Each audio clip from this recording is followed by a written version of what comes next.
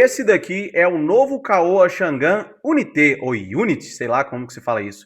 Dá uma olhada o quanto esse carro é bonito. O que vocês acharam? A Caoa Chang'an já está no Brasil há um tempo, mas antes ela tinha esse nome aqui, você lembra disso? Esse carro veio para balançar o mercado de SUV aqui no Brasil, porque ele chega por R$ 170 mil em versão única, com motor 1.5 turbo de 180 cavalos. Só para você ter uma noção, um Nivus 1.0 Highline chega a custar 172 mil e um Pulse Abast chega a 163 mil reais. Ele tem um total de 4,54 metros com entre-eixos de 2,71. Isso é maior do que um Jeep Compass, que tem cerca de 4,40 metros com 2,63 de entre-eixos, ou um Corolla Cross, que tem cerca de 4,46 metros com 2,64 de entre-eixos. E olha essas linhas de design.